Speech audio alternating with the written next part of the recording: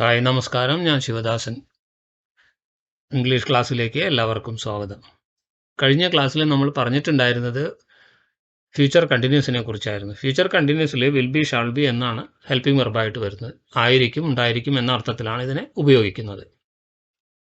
അപ്പോൾ Gautam will be writing a letter എന്നും അതിൻ്റെ നെഗറ്റീവായിട്ട് Gautam will not be writing എന്നും നമ്മൾ എക്സാമ്പിൾ ഉണ്ടാക്കി പറഞ്ഞിട്ടുണ്ട്. ഇനി അടുത്തതായിട്ട് നമുക്ക് പഠിക്കാനുള്ളത് ഫ്യൂച്ചർ പെർഫെക്റ്റ് ടെൻസ് ആണ്. ഫ്യൂച്ചർ പെർഫെക്റ്റ് ടെൻസിൽ വരുന്നത് വിൽ ബിക്ക് പകരം വിൽ ഹാവ് എന്നാണ്.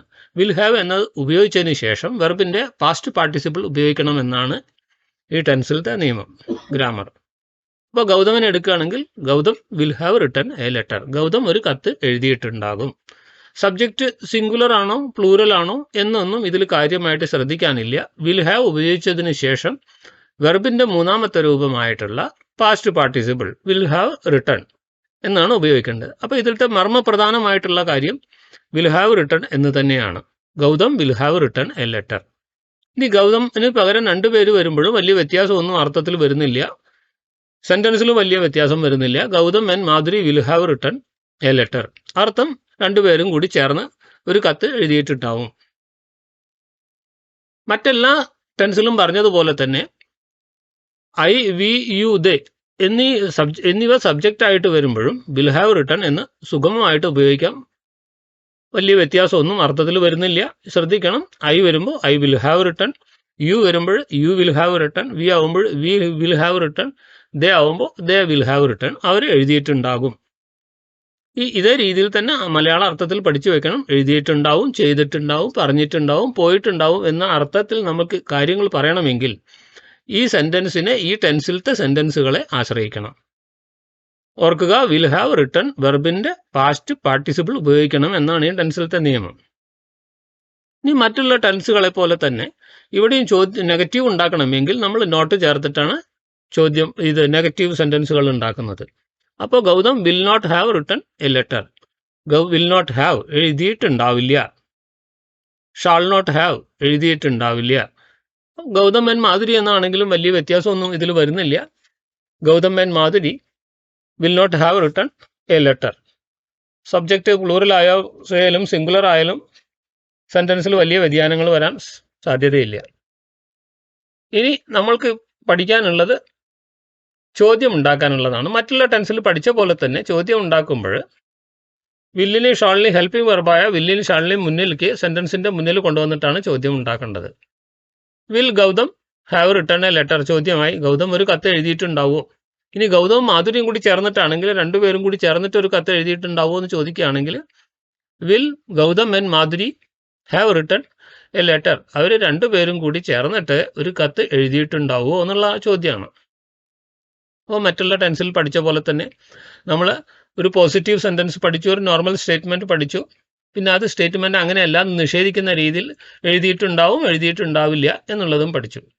ഇനി അതിന് ചോദ്യം ഉണ്ടാക്കുമ്പോൾ വിൽ എന്നുള്ള ഹെൽപ്പിംഗ് വെർബിനെ മുന്നോട്ട് കൊണ്ടുവരിക.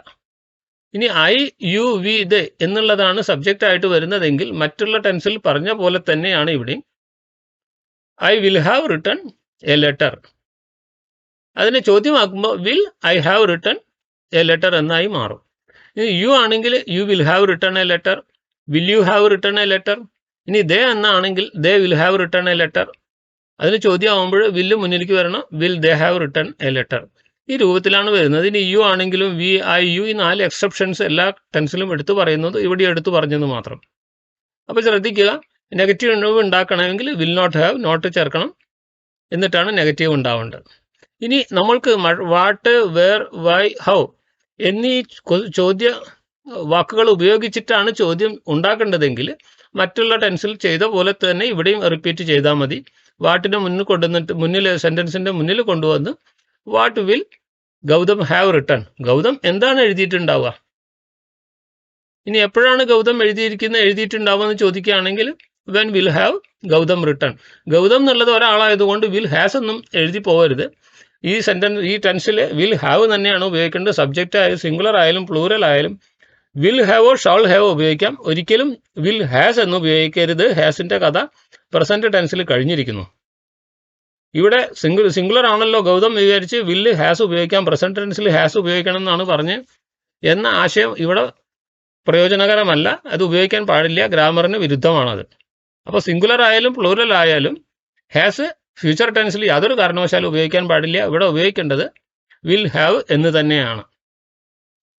ഐ ആവുമ്പോഴും ഐ വിൽ ഹാവ്, യു ആവുമ്പോഴും will have.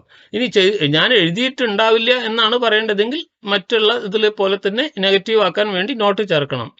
I will not have written a letter, you will not have written a letter, they will not have written a letter. ഈ രീതിയിലാണ് വരേണ്ടത്. അപ്പോൾ നമ്മൾ പോസിറ്റീവ് സെൻറ്റൻസ് ഉണ്ടാക്കാനുള്ളതും സ്റ്റേറ്റ്മെൻറ്റ്സ്, നോർമൽ സ്റ്റേറ്റ്മെൻറ്റ്സ് ഉണ്ടാക്കാനുള്ളത് പഠിച്ചു. അതിനെ നെഗറ്റീവ് ആക്കാനുള്ളതും നമ്മൾ പഠിച്ചു കഴിഞ്ഞു. ഇനി വില്ലിനെയും ഷോളിനെയൊക്കെ മുന്നിൽ കൊണ്ടുവന്നിട്ട് സെൻറ്റൻസിൻ്റെ ആദ്യത്തിൽ കൊണ്ടുവന്നിട്ടുള്ള ചോദ്യം എഴുതിയിട്ടുണ്ടാവുമോ, പറഞ്ഞിട്ടുണ്ടാവുമോ, പോയിട്ടുണ്ടാവുമോ, ചെയ്തിട്ടുണ്ടാവുമോ, ഈ രീതിയിൽ ചോദ്യം ചോദിക്കാനുള്ളതും നമ്മൾ പഠിച്ചു. ഇനി അതിലും ചോദ്യത്തിലും നെഗറ്റീവ് ചോദ്യങ്ങൾ ഉണ്ടാക്കാൻ നമുക്ക് കഴിയും. എഴുതിയിട്ടുണ്ടാവില്ലേ, പറഞ്ഞിട്ടുണ്ടാവില്ലേ, എടുത്തിട്ടുണ്ടാവില്ലേ എന്നുള്ള ചോദ്യം ചോദിക്കുകയാണെങ്കിൽ അവൻ എഴുതിയിട്ടുണ്ടാവില്ലേ, will have Gautam, will won't have Gautam written. Will നോട്ടിൻ്റെ ചുരുക്കമായിട്ട് വോണ്ട് എന്ന് ഉപയോഗിക്കാം.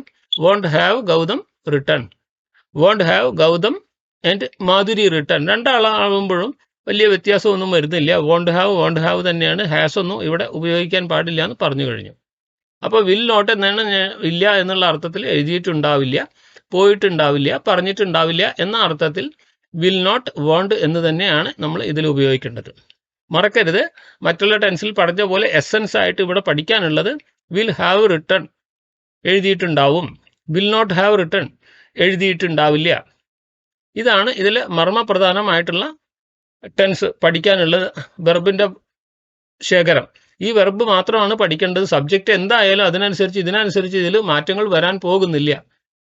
ഹാസ് എന്നോ ഹാവ് എന്നോ പ്രസൻറ്റ് ടെൻസിൽ വന്ന പോലെ ഫ്യൂച്ചർ പെർഫെക്റ്റിൽ ഇങ്ങനെ വരില്ല. വിൽ ഹാവ് എന്ന് തന്നെയാണ് ഉപയോഗിക്കേണ്ടത്. സബ്ജക്റ്റ് സിംഗുലർ ആയാലും പ്ലൂറൽ ആയാലും വിൽ ഹാവ് തന്നെയാണ് ഉപയോഗിക്കേണ്ടത്. അർത്ഥം വരേണ്ടത് എഴുതിയിട്ടുണ്ടാവും, എഴുതിയിട്ടുണ്ടാവില്ല എന്ന് തന്നെയാണ്.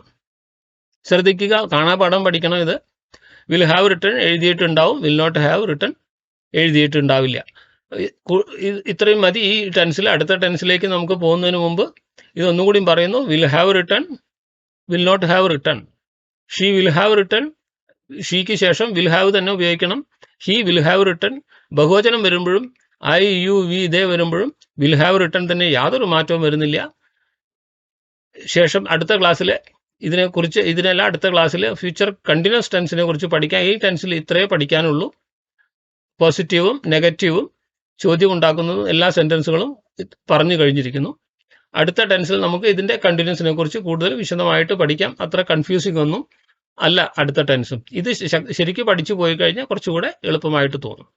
അപ്പോൾ ഈ ചാനൽ കണ്ട എല്ലാവർക്കും, ആദ്യമായിട്ട് കാണുന്നവർക്കും നന്ദി, നമസ്കാരം. ഈ ചാനൽ ആദ്യമായിട്ട് കാണുന്നവർ സബ്സ്ക്രൈബ് ചെയ്യാൻ മറക്കരുത്. അതുപോലെ തന്നെ ചാനൽ ലൈക്ക് ചെയ്യണം, ഷെയർ ചെയ്യണം.